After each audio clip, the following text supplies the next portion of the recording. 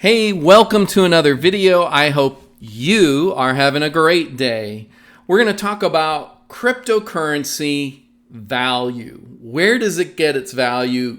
Does it actually have value? Why does cryptocurrency have value, or is it really just crypto crap? So, before we get into it, I want you to know I'm not a financial advisor. This is not financial advice. This is my opinion. I am not smarter than you, and you are smarter than you realize. Do not trust what I say. Do your own research. Go and check this out for yourself. The things that I'm going to talk about, you can verify over and over all over the internet. But do your own research so that you know more about it. Because as you dig deeper down the rabbit hole, you'll discover all kinds of things that I won't be talking about today. So, when it comes to cryptocurrency, it has value because of three things: utility, adoption, and censorship resistance.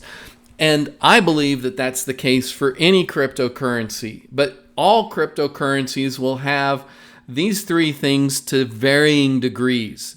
Some of them are much stronger in the utility area and much weaker in the censorship resistance area, etc., etc. And so, because of that, I'm going to talk mostly about Bitcoin in particular, because it's the granddaddy, it's the biggest of all the cryptocurrencies out there. And if you want to learn more about the value of a specific cryptocurrency, you'll need to look up the details about that specific cryptocurrency coin. And so let's get into it. Now, uses for cryptocurrency with Bitcoin in particular, and with all cryptocurrencies really, they establish trust that's enforced with code and with math, with cryptographic algorithms. And so they use cryptography and programming languages, programming code, in order to create trust. And when you think about it, trust is one of the key factors to anything that has value in the world. When it comes to, is a Rembrandt really worth millions of dollars? The first thing you have to answer is, can you trust that that painting, whatever it is actually a Rembrandt? And so, they'll have a historian, they'll have different art specialists, art experts, and evaluate a particular painting in order to determine, can we trust that this really is a Rembrandt? Or if it was a diamond, a gem that was worth millions of dollars, they're going to have a gemologist inspect it to ensure that we can actually put trust in that particular stone, that it truly has value. Or if you were to look at dollars and the dollar bill, whether you're looking at a $1, a $20, or a $100 bill, you trust it because the U.S. government says that this is the value that it has. And when you look at a dollar bill, when you look at a dollar bill, you'll see where it says that it's a promissory note.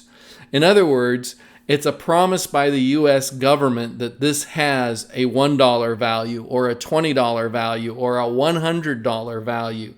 But it's built off of our trust in the federal government. Well, with cryptocurrency, the trust is built with a programming language and with math. And that programming language and math, the cryptography that goes behind it, has been tested for over 10 years.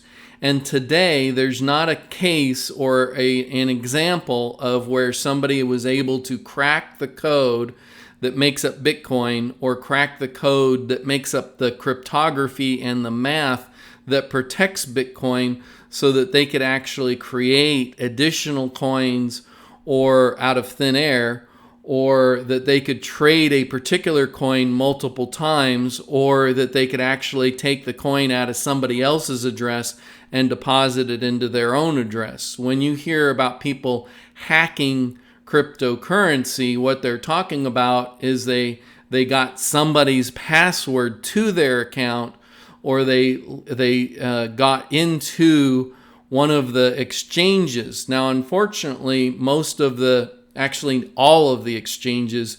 None of the current exchanges today use the same kind of cryptography and code and math, building a exchange on blockchain in order to protect the participants. Instead, they were built on more traditional technology that was used when Home Depot got hacked, or when I'm trying to think of that agency that manages your credit report. Anyway, we've heard even that the credit reporting agencies have been hacked recently, or Target, or all these other large businesses have been hacked, and that's because the software that they're running is more of a traditional kind of software using databases rather than using blockchain and cryptography in order to protect it. And so to date, Bitcoin has not had a situation where that's occurred.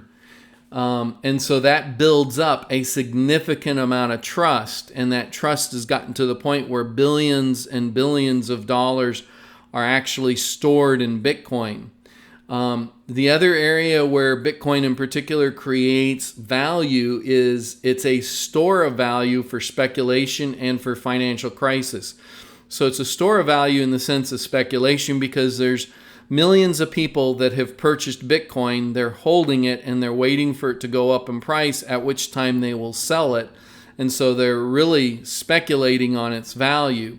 There are other people that live in areas such as Venezuela where they have financial crisis and their currency is being devalued at such an incredibly fast rate that yesterday you could have bought something with a few bills, and today it takes 1,000 times more of that to buy the same loaf of bread or to pay the rent or electricity. I mean, the inflation rate in Venezuela, I've heard, is like 1,000,000%, and that's insane. And so people are taking their money out of that, out of those dollars, out of that fiat money that Venezuela uses, and they're investing it into Bitcoin and into other cryptocurrencies in order to use cryptocurrency as a store of value so that the value of what they have doesn't depreciate in a dramatic, fast fashion as it has been in Venezuela and in other locations around the world. There's a number, I regularly am reading articles about financial crisis happening in South Africa or other areas in South America, and how the populace, how the people in those areas are using Bitcoin and other cryptocurrencies in order to protect the value of the things that they own. And so they're trading in Bitcoin instead of trading in their local fiat currency, their local dollars, and so on. The other area where Bitcoin in particular has utility is to acquire goods and services. There's millions of places all over the world that you can use Bitcoin today to transact it with. Germany recently announced that at Burger King, you can use Bitcoin to buy a hamburger. In Brazil, there's 1.4 million credit card machines at retail outlets where you're able to buy and sell cryptocurrency. In the United States and Canada and all over the world, in the United States alone, there's over 3,000 vending machines or ATM machines that you can use to purchase cryptocurrency. And there's thousands of them up in Canada. I've heard numbers worldwide. I don't want to quote those numbers because I don't remember any of them, and I don't know that they're accurate, but there's tens of thousands of ATM machines that have gone up all over the world that you can buy and sell cryptocurrency at those ATM machines.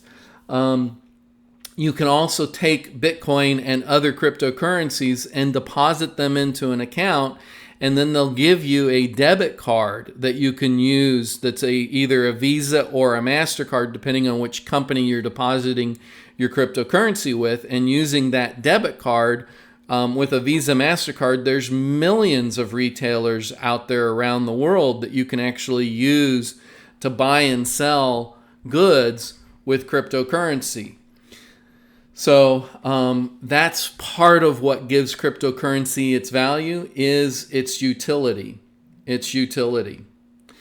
Another part that gives cryptocurrency its value is its adoption. Are people actually using it?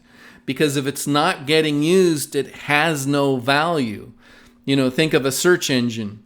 If you went out there and you built today your own search engine, I don't know your name, but let's say we built Joe's search engine.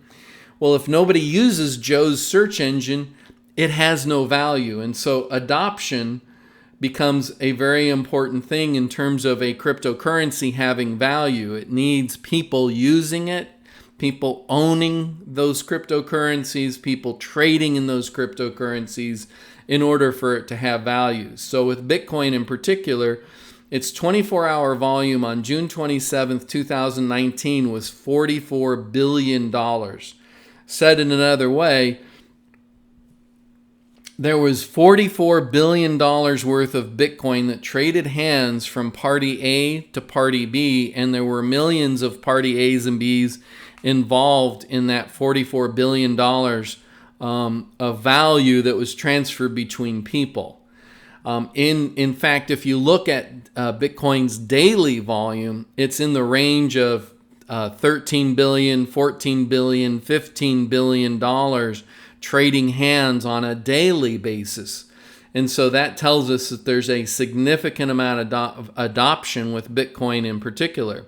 Another area that we can look at adoption with cryptocurrency is the number of developers that are actually working on that particular cryptocurrency. The more developers that are working on it, then you know that they're building future features, future functionality, future improvements that will be introduced to that particular cryptocurrency sometime in the future. So the more developers, the greater the adoption of that cryptocurrency. And now this figure here is not specific to Bitcoin, but there's right around 7,000 full-time developers that are working on all cryptocurrencies that we know of, that we were able to measure with the I'm trying to think of the company that came up with that figure. I'll put it into the notes below and give you a link if you're interested in digging into that. But you can also just go online and Google cryptocurrency developers or Bitcoin developers or whatever cryptocurrency you're interested, add the word developers, and you can dig into more information, especially if you go to GitHub. A lot of cryptocurrencies have all of their software on GitHub. You could literally download all of Bitcoin's software from GitHub, and if you were a computer programmer, you'd be able to read the code and understand how it works from a code perspective. But anyway, there's been a 13% increase from last year to this year, so we know that the number of full-time developers on cryptocurrencies, on cryptocurrency projects, is also increasing. And so all of that is a good sign towards adoption and towards future enhancements to different cryptocurrencies. The last area we're going to talk about briefly is institutional and retail adoption, including the backed exchange. So with Bitcoin in particular and all cryptocurrencies, the amount of institutional money that's been able to flow into them has been restricted, and a big part of that has been due to custody. In order for institutions to follow all the rules and regulations and the AML, anti-money laundering regulations, and the KYC, know your own customer regulations, institutions need organizations that will custody the assets that they're investing in order to protect their investors, so that the investors know that Joe isn't stealing money from them or from that institutional organization. And so there's a lot of different laws and regulations that require institutions to have a third party that custodies whatever asset that the institution is investing in. And with the introduction of the Bakkt exchange, Bakkt is also a custodianship. And so with the Bakkt exchange, institutions can go to the exchange, buy a futures contract that either expires in 24 hours or 30 days, and at the expiration of that contract, they will receive Bitcoin or whatever cryptocurrency they were purchasing through Bakkt into their account. And Bakkt will do the custodianship of that cryptocurrency. So an institution can walk in and invest $1 billion into Bitcoin if they chose. And believe me, there's institutions out there. When Northern Trust is managing over $10 trillion in assets, Northern Trust can just take one of their accounts and invest if they took, currently they have $10 trillion under management. If they invest 0.1% of their total portfolio into Bitcoin or cryptocurrency, they would be investing $1 billion into it.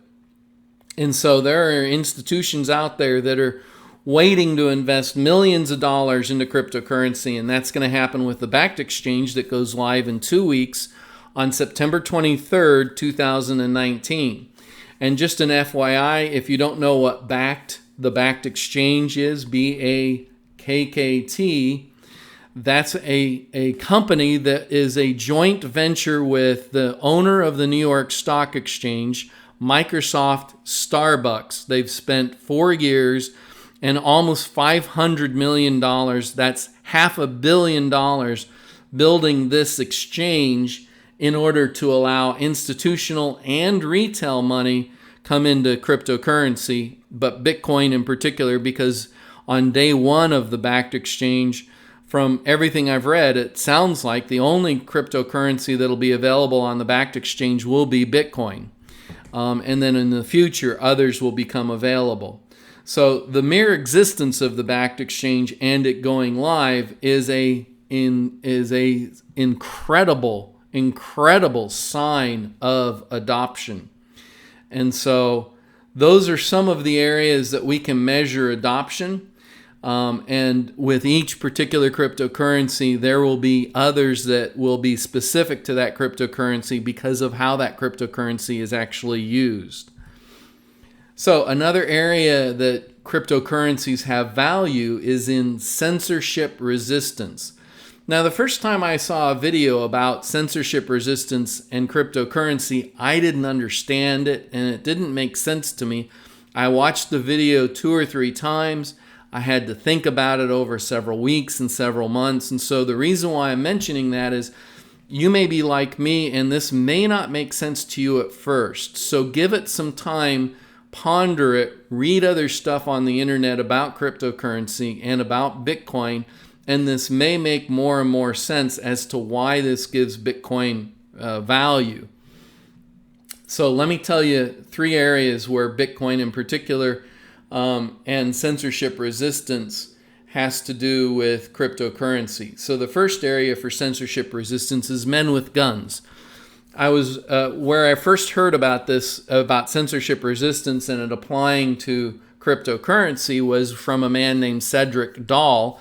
I was watching one of his videos. He's Jewish, and he was talking about his grandparents, how his grandma and his grandmother were in the Holocaust, and men with guns came to their house, took all of their treasure, and took them and put them into concentration camps. And then when they got out of concentration camps, they had nothing. And so Cedric's big point in his video is, if something's censorship resistant, then it's difficult for the men with guns, whether it's the government or just a bad guy, a bad person, to actually take that asset away from you. And so to what degree are you protected from having it taken from you by men with guns? Men with guns. With Bitcoin in particular, or with cryptocurrency in particular, let me rephrase that. He said one of his tests to determine whether a cryptocurrency token, whether it's Ethereum, Bitcoin, Litecoin or one of the other 2,000 cryptocurrencies out there, is he feels, he basically asked a simple question. If the men with guns came to the office of that cryptocurrency and they told the owners, you must shut it down, do the owners have to say to the men with guns, I can't shut it down, or will they be saying, I won't shut it down? If they're saying, I won't shut it down, the men with guns can put them in jail. They can take them, drag them through the court system and force them to shut it down. But if they say that I can't shut it down, that it's completely out of their hands, then that has a great deal of value. And Bitcoin in particular is that way. There's no Bitcoin office. There's no place to go to the president of Bitcoin, because there is no president of Bitcoin. Bitcoin is ran by a community of people all over the world that are running cryptocurrency mining operations. And the miners, as a community, determine the direction of Bitcoin as it moves into the future. They determine what happens, what new features and functionalities are added to the code. They make sure that the code is kept up to date and protects that nothing malicious is introduced when new code is introduced into Bitcoin. But Bitcoin has no physical office. But let's say that they did have a physical office and the men with guns showed up one day and said, shut down Bitcoin. Well, Bitcoin again would have to say, I can't shut it down because millions of individuals have downloaded the software that runs Bitcoins. They started that software up on their computer, and once that software was running on their computer and connected to the internet, then Bitcoin exists.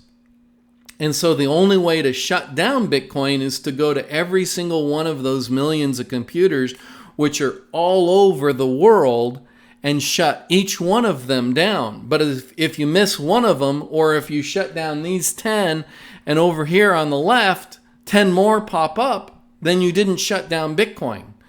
And so Bitcoin is one where they would have to say, I can't shut it down. And so that gives Bitcoin in particular a great deal of value. Now, there's a handful of other cryptocurrencies out there that would give the same response. But unfortunately, there's a lot of cryptocurrencies out there that are not censorship resistant when it comes to the government or men with guns coming in and saying, shut it down. Another good example is banning cryptocurrency in terms of censorship resistant. China, Russia, and many other large countries India have banned cryptocurrency, threatened to ban cryptocurrency, and done all kinds of things in that regards, and have not succeeded at doing it because of Bitcoin's decentralized nature, the way that there's millions of people all over the world that are actually using and trading and running nodes and doing mining. It prevents them from actually banning it in their countries. All they can do is tell people not to do it, but people are still able to do it once they've gotten onto the internet.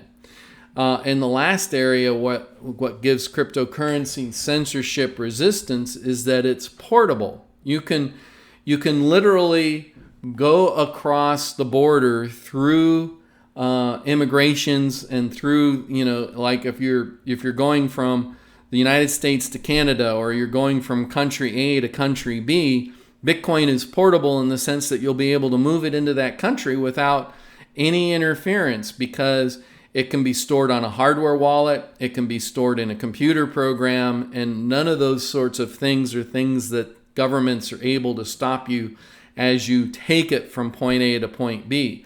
Whereas if you had gold is portable to a certain degree, but if you have enough money in gold, then you have a large enough amount of gold that gold becomes less and less portable. And you get to a place where you just got too much gold that you can't take it with you when you're going from one country to another country. And so censorship resistance is another area that gives cryptocurrency, and Bitcoin in particular, its value. All right, so that's it for today. We talked about how cryptocurrency has value because of utility, because of adoption, and because of censorship resistance. I want to thank you for listening to this video today. And my question for you is, how can I be of service to you? Do you have questions? Put them down in the comments below. Let us know what you're thinking. Let us know what you're interested in. I love to hear from people who are watching our videos. And if you disagree with what I'm saying, please politely disagree with me down below. I'd love to hear that as well. So in the meantime, like, subscribe, and hodl. Have a great day. Thanks. Bye-bye.